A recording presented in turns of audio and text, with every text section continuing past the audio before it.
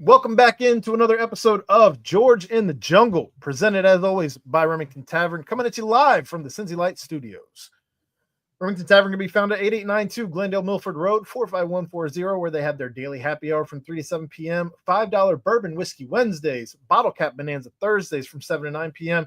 Check them out on Instagram at RemyTav Cincy, that's REMITAV, Cincy with a Y, or follow them on Facebook. While you're there, be sure to grab yourself an ice cold Cincy Light. They got it on tap. You'd be missing out if you didn't get one. All right, George, we have you got a party going on over there. My goodness. Yeah, there's something going on out there. I'm gonna have to put the kibosh on it. Meanwhile, I'm playing hurt, man. I'm not doing well today. In any case, Camp Higher Ground broke yesterday. We are officially underway with Camp Higher Ground, and you got to go out and check out the IPF today. Yes. So how was your time at the indoor practice facility while the team is away over in West Harrison, Indiana? Yeah, it was awesome. I didn't get to go in the locker room. They had that closed off. We weren't supposed to be in there. Some people sneaked in and gave me a report on it. And apparently it's just unbelievable in there. Really, really nice from top to bottom. But the facility, I mean, you walk in and it's just so darn big and, 100 yards under a roof. And they had a couple of the batting cages down that they have for baseball. We're down on the field. You got a good feel for what they have. And what they have is fantastic. And then the weight room was incredible, huge, all this new stuff and these new plates with Bearcat logos on them. And they did this right, saw the recovery room, the Ben Flick Zen room that they have, the Zen Den, I think they call it, upstairs. It's just this blacked out room. And it's got this thing in there that looks like a tanning bed, but I think it's one of those red light deals that people are getting into, and just, everything about it. The dining area, the offices, the team rooms, the meeting rooms, everything was, it was first class, man. It was really cool. And just having it all in that one building stacked up the way it is, everything's pretty convenient. So you heard about it, and I expected to be impressed, and I was impressed. Good to see. I mean, it's something you just can't imagine, when you go way back when, and I hate to keep doing that, but I'm thinking when I went to school there, and I'm looking at what they have now and what, was available to athletes back then. Holy God, it's not even close. Well, even just thinking about the space that used to be there before they put in the IPF, it still blows my mind that they fit this gigantic building in that space. It's crazy, yeah. Absolutely crazy. Yep, it is gigantic. It's kind of an engineering marvel. Pretty sweet, and it's a great home, and all the sports will be able to benefit from this, and that's one of the more exciting parts about it. I mean, it's great for football, but it's going to be great for everything else too.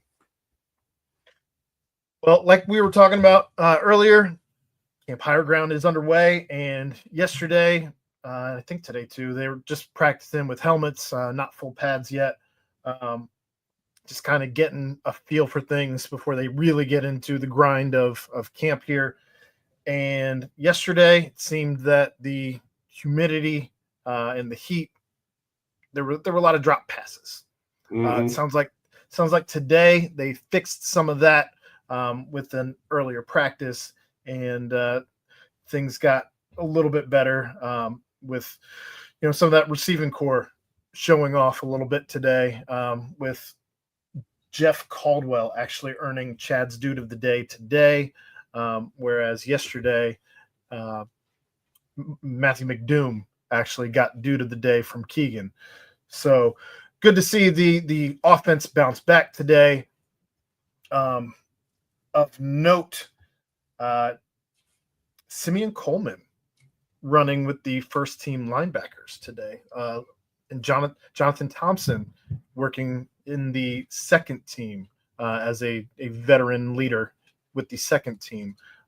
Simeon Coleman out there with Jack Dingle and Jake Golday. So a little interesting there. I'm curious if that is something that'll remain as camp progresses along, or if that's just something that we saw early on, Yeah, just I to get the expect some tight reps with battles some other out of vets. that linebacker group. I mean, I do. I think, they seem to think they got 6 really good ones that can play at this level. And so that'll be interesting to watch and see the battles there and how it develops. I'm going to head over there Friday morning. Probably get to see at least an hour of their practice anyway, I hope, and check out a little bit of it and just see what stands out and see who's doing what. And I'm excited to see it. I'm glad they're back at it. And hopefully they make the most of this week at Higher Ground. It's funny to hear those interviews and those players talking about being there and not being there as long this time. And, I think they may have been coached up a little bit on what to say about it, that, hey, we love it here, but we know we have this new nice indoor facility we need to make use of. And seems like everybody's on the same page there. But I just think that that timeout at Higher Ground it seems like it's very useful for the teams in the past, and I'm sure it will be for this one. Yeah, you get away from everything, and you get to put phones away, and I think somebody even reported that TVs might not even be working, so you're pretty much just left there with your teammates, your roommates, and you just have to have conversations instead of looking at screens, which for this generation, it's a little different. Yeah, it is. It's crazy to me, but that is how it is. I just, yeah, and hopefully, that can only help in my book. I think that can only help, and yeah, it'll be good for them. So as things progress, again, only being 2 days into camp, what battles are you most looking forward to seeing at this point? Well, you brought up those linebackers, and that is interesting. And like I said, they feel like they've got 6 really good ones that can play a lot. So that's going to be, the people. There's battles everywhere now. I mean, Sure. For the most part, who's going to be lining up where in that defensive backfield that, they've been trying to rebuild now. And, this is the 3rd year of that, trying to get that thing under control. And, we saw improvement last year, not enough, but we saw some. Hopefully they take that next step. And, on the other side of the ball, how are those? And we talked about this last week, like the touches in the backfield, how is that going to shake out? And who's going to be, will Walker be a bell cow, or is it going to be, a bunch of shuttling guys in and out? Because they've got some good ones. They've got some guys that, can complement each other, and they're all talented. And then, it sounds like this wide receiver thing's shaking out well too. It seems like this Caldwell kid has caught everybody's eye, since they picked him up.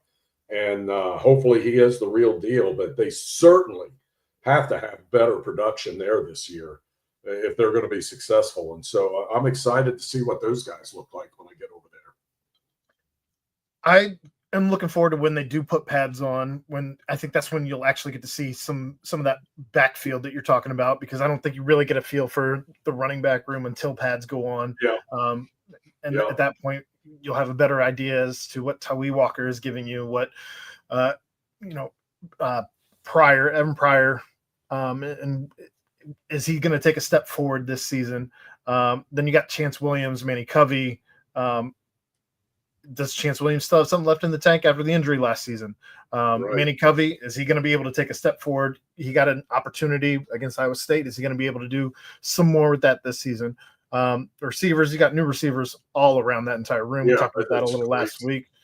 So Cyrus Allen, I think we're all expecting big things out of him as well, coming from Texas A&M, along with Jeff Caldwell's size. And it's good to see him have a great day today, because start piling those on, just brick by brick, build that. Yeah, and I hope, and obviously Coach Satterfield would know, but I hope his assessment is correct about how much they've improved the team speed. And, they track that stuff now in practice. And so he obviously must have evidence to back this up, but he's pretty impressed that they've been able to get a lot faster and pick up some guys to help them in that department, because, he was pretty frank about what hosed him in year 1 here playing in the Big 12, and that was they just didn't have enough speed and didn't have enough size, and that's a bad thing when you're talking about Big 12 football. So hopefully they have gotten it up to that level that they need to be competitive in this conference, from start to finish. Offensive line has a lot of either new guys to the team, new guys to some spots. So there's a lot of question marks there, I guess. Just are they going to be able to play up to the level that the offensive line, to the bar that the offensive line set last season? On the other side of that, though, defensive line, can Dante be the Dante of old? With, right. I think we all expect him to be, or maybe even more. Jalen Hunt, he was out last season. Then you got on the other side of Dante, who knows? There's a lot of names that could pop in there, whether it be Jalen White McClain, or whether it be Marquez Parker, or whether it be any of the transfers in from the one kid from Virginia Tech. What was his name? CJ McCray. There's plenty of names that could emerge at that other spot. But regardless, you need more pressure. You need guys to be getting after the quarterback, because that's something that we haven't really seen over the course of the last couple seasons. And if they can get to the quarterback, that should immediately make the secondary better. Not to mention you've improved skill there. You're playing your second season with Tyson Vite's defense. So I think there's a lot going on at this point that should be pointing in the direction of defense trending up. Yeah, and it needs to be better. And, they brought in some guys that they hope will make it better. And especially, you talk about those guys they brought in the defensive backfield. That was so necessary. Last year wasn't as bad as the year before, but my God, I just did not realize 2 years ago they were going to be struggling in that department as much as they were. But it's good to see them being fairly aggressive and addressing that. And I just hope it shows out on the field. But a lot of new faces. I mean, what did I say? I mean, over 20 transfers in for this program, right? Since last year. Like and they did retain, a lot of the key ingredients. So I feel like they've got something to work with. I don't think they're going to have one hand tied behind their back anymore. Now it's up to this staff to get the results. So, you would like to see them take a big leap. I really just hope we've got to see some sort of step up from what we've seen the past 2 years. Hopefully it's a big step. For sure. So I look forward to hearing any and all stories that you have from your time at camp on Friday. If you make it out there, notes. If weather plays nice with you too. So well, it looks like it's going to. I think you were talking about the heat, and that's got to be just miserable going out there some of these days that we've had. But yeah, I guess Thursday it'll break, and Friday's supposed to be really pleasant in the morning, if not cool. Well, there you go. Yeah, sounds like things are coming up sunshine for you, George. Yes. So we like it. We'll change gears here. Let's continue talking football. But you had a pretty big situation materialize for the Cincinnati Bengals, and Shemar Stewart gets across the finish line. Yep. And he is officially in camp. He's put together a couple good days now, and I am pleased as punch that he is there. And somebody else is showing up tomorrow. We'll get to that in a minute. We'll get to that in a minute. But let's talk Shemar Stewart. It took an extra $500,000 moving up from December to now to get or November. I think it was December. Moving up $500,000 in that signing bonus to now to get the wording into the contract that they wanted.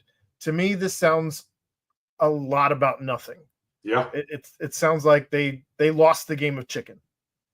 Yeah, it seems that way, and it's like, why even play the game in the first place. I mean, I do understand where the Bengals are coming from, but there was a way to do this without this kid missing time. Now, thankfully, he's in early enough that I don't think we're going to see any real setback because he missed a couple days of camp and maybe wasn't on the field in those OTAs. I think he's got enough time to get himself straight before the season kicks off.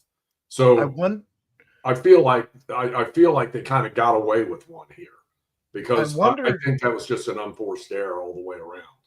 I wonder how much of that goes into the fact that I know that you're not nearly as active on Twitter as I am, at least perusing. But I wonder how much of that had to do with the fact that Bengals Twitter was pulling out as many skeletons from that agent's closet as they could find, and some dirty deals that he had done in the music industry, and some just his dealings with his clients, with Dalvin Cook and James Cook and Zay Flowers, and the way that those contracts were handled. It just makes you wonder, as they're pulling all these things out and making them about as public as they could, trying to help their team as Twitter users can, I guess, trying to help their team get a guy on the field. And whatever it took to get it there, it worked. But this, like I said, this just seems like if you're really only going for an extra $500,000, if that was the difference maker, to me it seems like some other stuff probably happened. Yeah, I would agree, because that shouldn't hold it up, and that should have been ironed out a long time ago. I mean, that's something they could have, like we said, last week, you could get in a room in an hour to figure that out and get it done. While this, instead of this kid sitting there. And I think, I don't know the inside story or why he picked this agent, but you just wonder on that decision too. Like, there's enough guys out there reputable. I don't know. Maybe he's a long lost cousin or knows a relative. I don't know. But it seems like he kind of may have gotten some shaky advice there. Let's just put it that way. I'd agree. He's been out there though practicing. He looks the part. He looks the part of a first round pick. He doesn't look like he's really missed a beat. So clearly the workouts that he was doing down at Texas A&M are at least paying off. That's encouraging that he did that, to be honest, instead of just sitting around eating donuts. The dude was working at it and trying to stay in football shape or some kind of shape, that where when he did get the call that he was ready to go, and it seems like he is. So I'm pleased with that. That's a good sign. But hopefully we'll get to see him turn it loose some in these preseason games and see what they have. I'm really anxious to see that, because they need that help. And then plus the other news of the day that we'll talk about is who is coming back to camp, which is very interesting. I mean, to me, well, let's talk about it. Go ahead. Well, I think that means they're very, very close, right? Something's going to happen here, I think. For Hendrickson, yes. Yeah. And it sounds like, at least from reports that are coming out, sounds like they have everything ironed out. They have the years ironed out. They have the total dollars lined up. The only hang up at this current moment, again from reporting, is the guaranteed dollars, and the guaranteed dollars past the second year, right, of a 3-year deal. So I'm not surprised. I feel like, especially if you're the Cincinnati Bengals and you do things as old school as they do still in 2025, I feel like they have been burned in the past by giving guys guaranteed dollars late into the back end of a second big deal for a player. Yeah. When you look at Carlos Dunlap, when you look at Geno Atkins, even some of those deals didn't look so good in those final years of those contracts. But I think one of the things that the Bengals do pride themselves in is they do, more often than not, honor those contracts. They don't cut people to save cap space late in those contracts. So whether it's guaranteed or not almost becomes a moot point. Right. And, that's kind of a big hang-up when you thought, guaranteed or not guaranteed is a big deal. And given what some of these other defensive ends have got, the Bengals are probably going to have to end up giving in a little bit from their preferred stance to get this across the finish line. But I feel like Trey coming in tomorrow, it's a goodwill gesture. He probably doesn't want to be fined $50,000 a day either. And I don't know how they make that go away. I don't know how that all shakes out in the end. But he probably doesn't want to be, paying that while sitting at home. And so I think he's making somewhat of a goodwill gesture and getting up here. He's saving himself money. And I think, honest to God, I really do believe within the week they're going to have this thing wrapped up. I'd hope so. It just feels that way to me. It really does. And these things do get contentious, and they get contentious for a while. And then, maybe Trey being down in Florida gave him a chance to step back and just sit around and, hang out on the deck and smoke a cigar and think about it a little bit. It's like, all right, we got to figure this out. This is just silly. And it is. Not for that much money. I guess it's not silly to them, silly to me, but come on. There's a way to make this work, and they need to sit down and make it work. And I feel like they will. I just don't understand why it always has to get this far in. You've known all year when training camp's starting, but I guess that's leverage, sitting out's leverage, finding him's leverage. So sometimes it takes that leverage to get somebody to move. Well, we also saw some video emerge where Ja'Marr Chase earns the Cincinnati Bengals' first ever 99 overall rating for Madden. Mm-hmm. I don't know how you would honestly have a guy who wins the Triple Crown and not rate him a 99. If anybody was rated higher than him, and I was a little annoyed enough to tweet out something about it. I don't know that there should be more than one person per position group that should be a 99 at any point in the game, as they give Justin Jefferson also a 99. Now, granted, Justin Jefferson doesn't have a quarterback right now. The quarterback situation since Kirk Cousins has left Minnesota has been a weird situation, but you have Ja'Marr Chase rated a 99, and he got a big chain, and he was super excited. He couldn't believe that he was the first one. He thought that AJ Green probably should have been a 99 at some point. Argument could probably be made for that. But here you are with your first Bengal 99 overall in Madden. So help me with this, because when the game came out, he wasn't a 99, right? It's not out yet. Okay. So somehow, because I read where he saw he wasn't a 99, right. He was going to appeal to this board, and Chad Johnson's on it. Chad Johnson is on the board. Yeah, is this for real? Chad Johnson is on the board, and I do know that he's been on the board for a couple of years. He goes and watches. He goes and watches players and lets EA Sports know if they should change the rating on some guys. Whatever, I don't know. It's hilarious.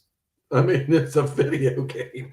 Well, T. Higgins presented Ja'Marr Chase with the 99 chain and said, "I'm an 86. I gotta figure some stuff out to get my rating up." No kidding. So now this is and this carries over. Are the ratings in the college game like a similar scale to the NFL game? How does that work? Do you know? I don't know. Okay. I believe that the ratings on the college football game are probably skewed slightly higher than they should be, only because you have a bunch of guys who are playing college football, and I don't know how hard on these college football players the ratings people want to be. So is like 80 like an average player, or is that a good player? Like on Madden, I feel like 80 is probably average. Okay. On college football, I feel like 80 is, if you are a junior or a senior and you are an 80, you are not a good player. If you're an 80 as a freshman or a sophomore, you are a good player. So there's a sliding scale, I guess. But their scale's not like based on it's not like A, B, C, D. Like, I don't anything below a 70 when I went to school was an F. But no, it's not quite that. But scale is. I think it's based on different traits and characteristics, like your pass catching ability. Yeah, you can see it on those player lines. I think where you're ranked there would affect your overall rating. So anyway. Yeah, it's crazy. But I was just curious because and you're right. You would think 1 to 2 max 99s per position in the NFL would be about where you are, because there's not everyone can be best.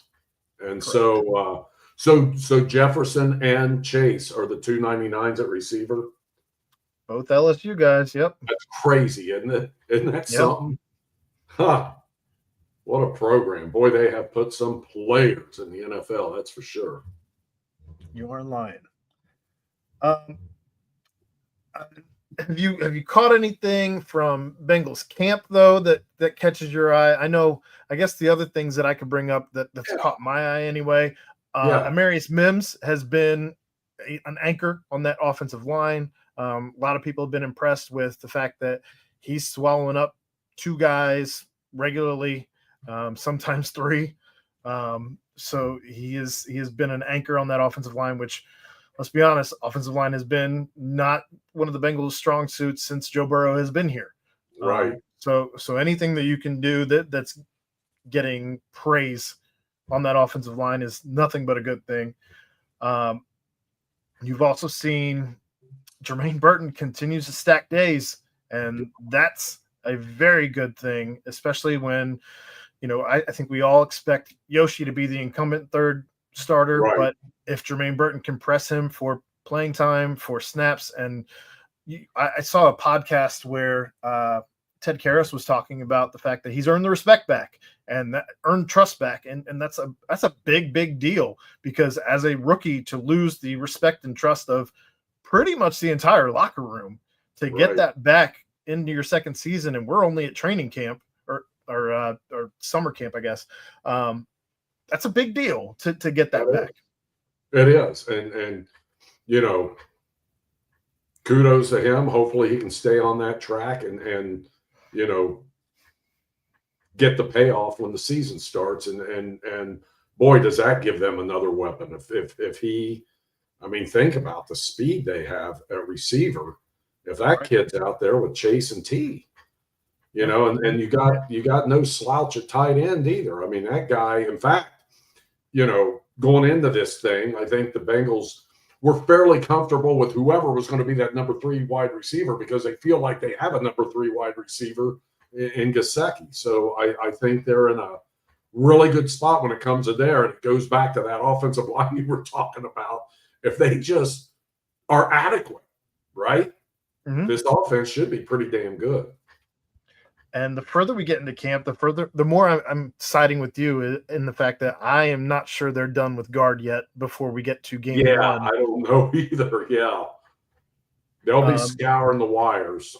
Lucas Patrick remains a question mark. I'm not sold on him. I wasn't sold on him when they signed him. I'm still not sold on him.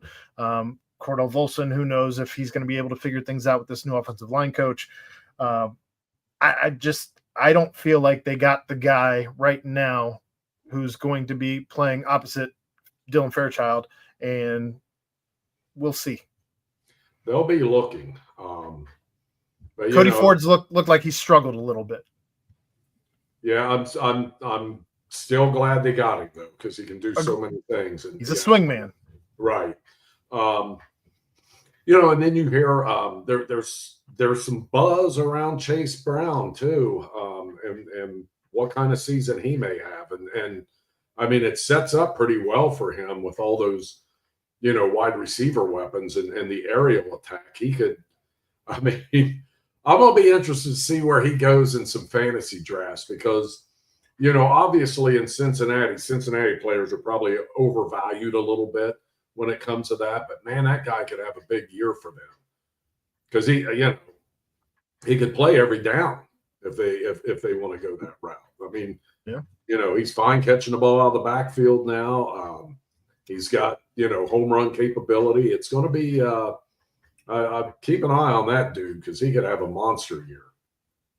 And you drafted a running back as well in Tahj Brooks from the Big 12. So there's who knows if Zach Moss is able. I know he's right now trying to get back onto the field. I don't know if we'll be able to see that at any point this season or not, coming off of a neck injury.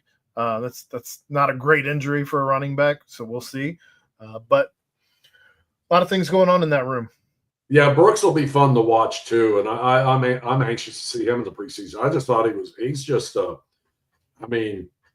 he did it all for the Red Raiders. I mean, he's just that kind of. I mean, and it seems like I'm not even going to say what I was going to say, but let's just say he seems to always find a way to get on the field and not be in the trainer's room. Agreed.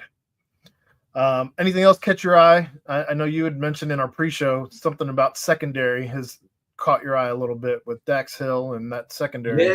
Yeah. Well, they're working him back in and taking their sweet old time as they should, because quite honestly, and it feels like they feel like they can play him anywhere, which is kind of a nice weapon to have. If I understand like some stuff Al Golden likes to do. And it seems like, while they've got to bring him along slowly, they're feeding him a lot, and he probably can handle a lot because he's, what is this, his third year now? Third year, fourth year? What is he, third year? So he's been around. He knows what's going on, but to be able to just slot him in different positions right now and play him a little bit of everywhere. And, there's a couple of those other young guys, Taylor Britt, they're kind of taking some time with too. They're being careful with workloads and stuff, but hopefully we see these guys perform some in the game, so we're not getting off to those slow starts like we've seen in the past couple of years. But it seems like he's going to be back to the player that they thought they had. Josh Newton's looking good. I think they're in a pretty good spot there that I worried about all off season, to be honest. And we'll see how it shakes out, but I considered, and Jeff Hobson told us, I think it was him, that he thought they were deeper there than many, if not all, the other positions. I'm like, that you're banking on a lot of young guys, but it seems like these young guys are getting their traction, getting their footing. And if that's the case, that could be not only a surprise, but a strength. And if that would become a strength, that would be huge. I'm not saying that yet, but let's see how this thing develops during the preseason games and during the practices. You brought up Josh Newton. I saw a story this week, I believe, from Jay Morrison, and I know Paul Daner was talking about it as well on the Growler podcast that Daner and Morrison do together, along with, I think there's a bunch of dudes on that one. Charlie's on that one, Charlie G. But I guess Josh Newton asked if Joe Burrow would watch film with him. So they're watching film together now. And that was very interesting. And I'll tell you what a wise move. Yeah. Why wouldn't you? Wise, right. And it's that's what you should do. I mean, it's really interesting. Like when you sit there with one of the best who can recognize stuff like that right off the bat and can watch, your tape with him and like, what are you expecting me to do here? What are you looking for? What are the things I do that tip you off? We're going to do, X, Y, or Z. And it kind of works both ways too, and he's learning from one of the best. And I think that's a brilliant idea. And I'm sure they probably do some of that, but you almost wonder, like, if they shouldn't do more of that with Burrow talking to these DBs and working through that stuff, because there's a lot of keys that those quarterbacks see, and it can, it's kind of like self-scouting, but that sometimes is the best there is. Yep.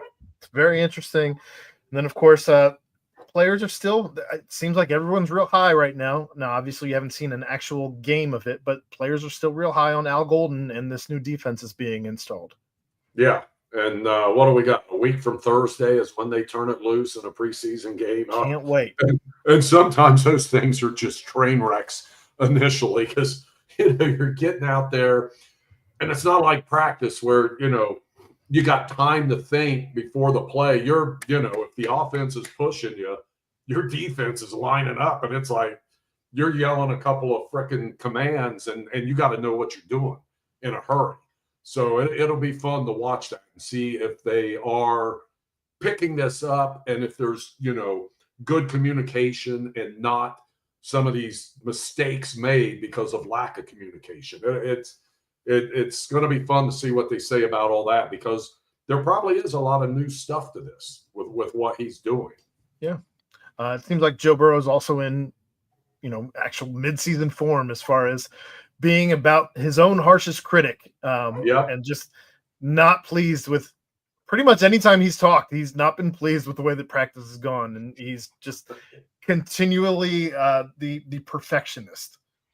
Yeah, I loved him after the first practice. That was pretty fun. Poor. It was poor. But the DBs were really good, he said. He did give them some credit. It was good to hear him like that. Look, he's locked in. And when I was watching that quarterback thing we were talking about on Netflix, right? So after that show, when that night it came out, I went and turned it on, and then I ended up watching the whole every freaking episode. Yeah. And sometimes I fast forwarded through to the Burrow stuff, but it was all good. Okay. And it just and a part that stuck to me that I kind of forgotten about when the Bengals I forget what their record was, but it must have been about 6 or 7 games, maybe 8 games into the season, because he was talking about where they were and that it was still doable. But he was such a realist. He's like, well, we're going to have to go 7-2 because we're going to have to get to 9 wins to have a chance. 7-2 is doable. I mean, it was just so matter of fact. And he just laid it out one step at a time and wasn't overly excited, wasn't overly bummed. It was just matter of fact. And he, for a young guy, he has the ability of like a 60-year-old man to like just look at something and just, it is what it is, and just go through, this is the steps that have to be done without any, there's no pie in the sky. There's no, oh, we're great and we're going to make this out. We're not going to lose another game. I mean, it was just, what's the word I'm looking for? It was methodical and it was straight common sense. It was interesting just how he can see that broad picture on everything. And it's not just, the football game, it's other parts of it. And when he talked about the media and doing media stuff and all this, it was, and criticism of him and being injury prone and how he handled that. And he goes, well, I did have the knee, I did have the, the wrist or whatever. He's like, I can't argue that because I have been injured. So how can I sit here and be mad at someone for saying I'm injury prone? Whereas most guys that age get called injury prone, they're pissed. And he just processed it and said, well, that's what it is. I see where they're coming from. He's got that ability to keep everything in check. And I think that's just a gift. And that's part of what makes him as good as he is.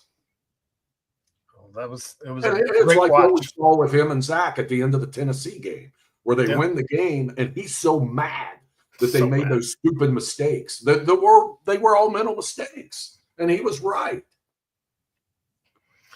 It was, like I said, it was a great watch. I enjoyed it thoroughly. If you haven't checked that out, be sure to check out Quarterbacks on Netflix. That said, let's switch gears here. There'll be plenty more to talk about in regards to the Bengals next week as we ramp up towards that first preseason game, as you alluded to. But the Cincinnati Reds, they continue to stay hot. They did drop one last night to the Dodgers. Right now, they're currently in the bottom of the 8th, tied 4-4 with the Dodgers. So we'll see what they can do here.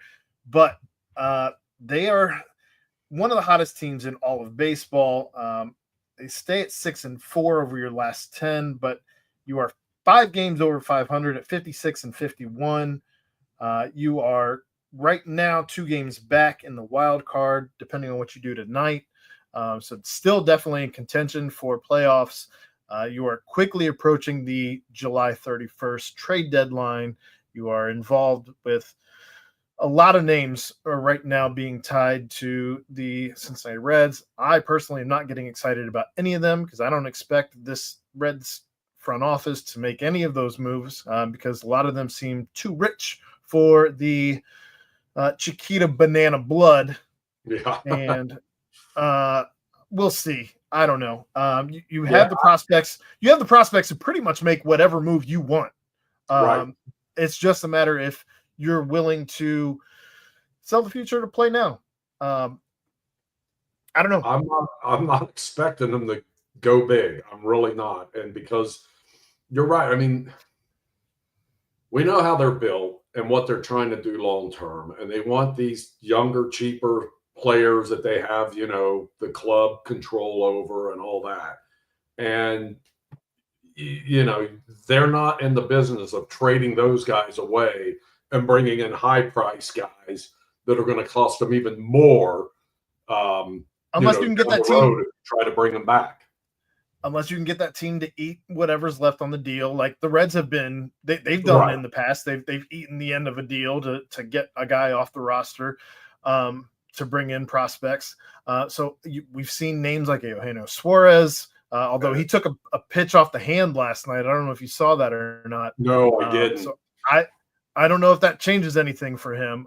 But I've seen names like Marcell Ozuna. I've seen Yandy Diaz from the Rays that the Reds just swept. I've seen Duran from Boston. There's a lot of names that I've seen. I don't expect them to do any of the big, the sexy names, the splashy names. I expect them to do more guys that like a Connor Joe, where you're wondering why and you're wondering what the point is, and a guy like Santiago Espinal, who at this point last year he was great. I thought he filled a spot. This year, I think he's actually taking at bats and time away from guys that you could be bringing up. I just like a Reese Hines. I don't know why Connor Joe is still on this roster. That's where I'm at. So I don't know if you feel differently. Not a whole lot, because I do feel they're not going to make a splash. I mean, I just don't see them spending a lot of their prospect capital, and depending on who's out there, they should, if the right guy's there. We all know that. But I just don't see them pulling the trigger on that. So I think what they're going to bank on, and Hunter Green didn't look all that great tonight because he gave up a few runs, 2 1/3 inning, I think, pitching for Louisville. But they need to get him back. Lodolo's pitching well. Abbott's pitching well. Martinez has been okay lately. Their bullpen's been pretty good. I know tonight kind of was, and last night as well, but Lodolo was okay tonight. He just didn't go deep enough. But they've got the pitching. If they can just go out there and maybe get a bat, but I don't see it happening. I don't know, that they have the intestinal fortitude to give up prospects that they think might help them in a year or two that will be at the club price. That's how they've been operating, man. They have. I just have no faith that this front office is going to do anything that makes me smile in general. So we'll see. I think you have a real opportunity if you do make some moves. You have a real opportunity to, even right now, I think you're 7 games back in the division.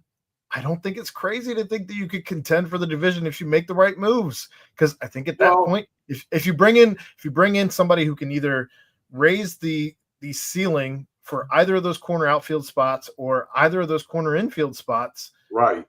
I think that or even the bullpen, I I think would that love catapults to you. see them bring Suarez back. I would.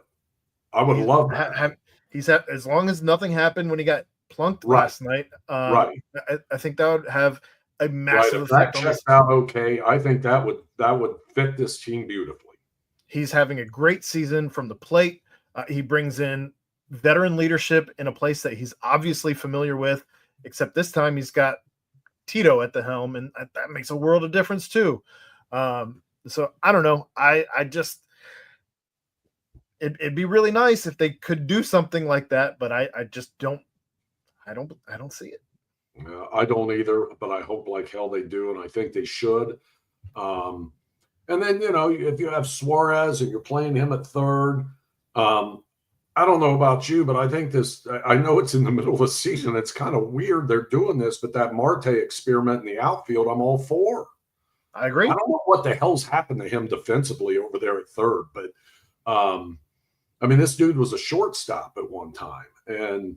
But yeah, I think he fits really well out there. And I still think the Reds have another infielder that may end up in the outfield sooner than later, but nobody agrees with me. Ellie. I'm not with you on that, but I'm getting more and more all in on that, but it's probably not going to happen. And he's going to dictate that probably. Well, whatever this team can do to get Connor Joe off the entire roster and get Espinal off first base, I'm all for. Because I don't think either of those moves are what a winning team does. No, and I have to agree with you. Outside of that, I don't have much else. Reds. We'll see what they do against the Dodgers. Obviously, you got to take this one to keep the not getting swept thing alive. You also got tomorrow, but hey, that thing Saturday is going to be cool though, and it's really weird. And they got a Friday afternoon game, so I'm going to go down there. It's after I go to Higher Ground, I think I'm going to go to Great American, catch the Reds and the Braves, and then they do that Speedway thing down at Bristol, which is really weird. I don't know what the dimensions of that park are going to be, but the pictures of it are hilarious. It looks really cool. They're saying, I believe I think it's the highest draw ever for a game. Yeah, it'll be. They've got 85,000 sold now. I saw 82 this afternoon, so maybe they've sold more since then. I actually, that would be fun to go to, but I don't want to deal with getting in and out of a place with 85,000 people. The jerseys, I don't love them, but I don't hate them. I think they are fun for the occasion. I would not want to see them wear these jerseys for anything but. They Did you like the helmets? Obviously it's all NASCAR reflective, and do with that what you will. But for both the Braves and the Reds, I wonder who slated to pitch that game, because what's his name? Singer is like a gearhead, like he's a big NASCAR guy. And he's all fired up about this thing, I guess. There's a couple of guys on that team that are big NASCAR fans that love this. I imagine for some of the players, this is like a pain in the ass that they have to go down there for one game. It looks like it's going to be Spencer Strider against Chase Burns.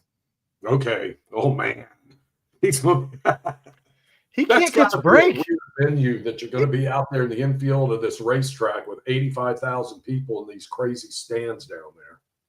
This kid has not pitched in many games. He's only pitched 27 innings, and he's already got the Yankees, the Red Sox, the Phillies, the Dodgers, and then now he's got the Braves. Braves in the net. What a start to your career. It's unbelievable. I mean, that's got to be one of the absolute toughest starts to a career any rookie pitcher's had to face. I mean, you're right. I mean, he's faced nothing but problematic lineups that can really hurt you in a hurry. And at least he's getting this baptism by fire after this rookie season. He's not going to be afraid of anything. Nothing at all. It shouldn't. Yeah, nothing should faze him after this. And so maybe that's a good thing in the long run. But my God, that is. I just wonder. You would think they kind of sat down and like mapped that out, and it's like, oh, he's going to face them. I don't know, but boy, they gave him a lot to chew. That's for sure. Well, obviously his rookie season is not quite going the same as the guy over in Oakland, who's having maybe the best rookie season in history. Yeah. Time will tell, but we'll see. I know some people are still upset with the Chase Burns over Nick Kurtz, but it is what it is. I know. I mean, Burns has obviously a lot of people in the organization, everyone's still very excited about him and thinks his future is as bright as can be and his stuff's really good and he'll get it. But boy, that Kurtz guy's out of control right now. Absolutely. With the 19 total bases, 6 of 6 with 4 home runs, almost 5. He was like a couple feet shy of a 5th home run in that field. Apparently somebody did the diagrams in 3 different ballparks. If he would have played there, he would have had 5 home runs. But anyway, I digress. I'll tell you, for a sport that kind of, you think about, like when I grew up, baseball was a thing. Every kid played baseball. Every kid played baseball in the summer. There were pickup games. There was baseball going on all over. And it's not like that anymore, but somehow there are still supreme talents being produced in the game of baseball from, obviously international players. But here in America, there's still a lot of hellacious players coming up through the ranks. Well, I'll try and keep you updated on what's going on with the Dodgers and Reds. Right now, we're in the top of the 9th with 2 outs, still tied 4s. But going into our last segment here, FC Cincinnati, they had their final game before this league phase through what? Yeah, they got that Leagues Cup thing coming up. Yeah, through the first week of August. We'll get back to regular season play, it looks like, on August 10th. But they played Inter Miami on just 2 games after they beat Inter Miami in Miami. That first game without Messi, right? No, the first game they did have Messi. Yeah, he played. He did not play Saturday because of that. Because of the All-Star thing. So, and there had been precedent set for that. If you do not show as an All-Star selection, which he opted along with his teammate as well, they just did not show for the All-Star game. They both get suspended for at least a game. They appeal it. They lose the appeal. And they had to sit out against FC Cincinnati. So Inter Miami playing down. There was a controversial call towards the end of the game as FC Cincinnati had a goal taken away by a referee, and you end up with a 0-0 draw, and you missed an opportunity, I think, to really kind of put the kibosh on Miami being the best team in the league. And I don't know. But, you go on the road, you come out of there with a draw. That's okay. I mean, I obviously it's not a loss. Yeah. It's not a loss.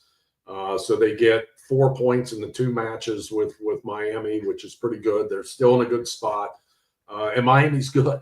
But this Messi thing, the more I think about it, Aaron, I can see the league fining them, but making them miss a game kind of taints the competition side of it because of something like that, an all-star game that's an exhibition. And now I know you're getting paid for it, and that's why I say maybe just fine them a big amount if they're gonna do that. I just don't know that you should suspend a guy for a real league match because he missed an all-star game. I understand where you're coming from, but when you have already set precedent and did this before with another player in the past, and you pay Messi out of the MLS slush fund and out of the Apple slush fund just to get him to come over and play in your league to try and draw more eyes and subscriptions to Apple and all of that, and he doesn't show for the All-Star game for a league that you made giant exceptions to make sure that he got paid mightily, and he just snubs your all-star game. I think that that's kind of a slap in the face to the entire league. I'm glad they withheld the suspension because of that. And also the fact that they bent the rules in allowing the roster exemptions for Messi and some of his other teammates to even be on this team, because they have exploded the salary cap and found other ways that they can pay him more money to be on, and his teammates to be on this team. I am totally okay with it, because again, you should be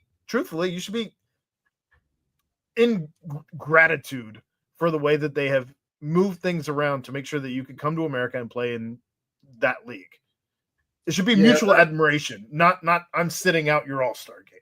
Right. No, I do get all that, but I just think fining him might be the way to do it. Although, does that hurt him? I don't know. He's got more money than God, I'm sure. But I don't know, man. I mean, all these other sports, look what these guys. I mean, how many baseball players pass up all-star games? I get it. And then you're talking a guy his age in that sport, and he's probably trying to do, load management and all that, and not, it's a fairly long season, and those guys do expend themselves. I mean, they're spent after those matches, and they've got, they've got to recover and gear back up for the next one. And it's like, if that guy can get him a break at his age, but I see both sides of it, but I would just do the fine, and I wouldn't suspend him for a league match. But daggone it, Cincinnati should have taken advantage of it, I guess, and gotten a win instead of a draw. Well, in any case, Cincinnati now in this break, they're in second in the table in the Eastern Conference, 49 points, 1 point behind Philadelphia. So we'll see once league play resumes if they're able to come back out on top. But that's where we're at. Again, with a break in league play until August 10th, I think I said. So yeah, August 10th. Boy, I know Will Smith hits the ball against everybody, but God, he seems like he kills the Reds. He just drove in a go-ahead run. I see that. Yeah. Reds now down 5-4 going into the bottom of the 9th. We'll see what happens. Yeah, Reese Hines starting off your inning. Reese Hines is he's been hot down in AAA, and he's up here as TJ Friedel is on maternity leave. His wife out in Vegas having a baby, so we'll see. Well, hopefully Reese ties in the one. I hope so too. You got anything else for this week, George? No, I'm all good, man. I'm all good. I'm a happy camper because I got to see the indoor facility tonight, so that's good. All right. Yeah, well, we'll be back. Cincy Lights, man. Nice. Well, we'll be back here next Tuesday at 9 p.m. Thanks to all of you who joined us live here on the show. Thanks to Remington Tavern and Cincy Light for their sponsorships. You can check out Remington Tavern at 8892 Glendale Milford Road, 45140, where they have their daily happy hour from 3 to 7 p.m. $5 bourbon whiskey Wednesdays, bottle cap bonanza Thursdays from 7 to 9 p.m. Check them out on Instagram at RemyTavCincy, or follow them on Facebook while you're there. Grab an ice cold Cincy Light. Thanks for sponsoring our studios. And for George Vogel, I'm Aaron Smith. We'll be back here again next Tuesday to discuss all of your Cincinnati sports. Thank you, Aaron.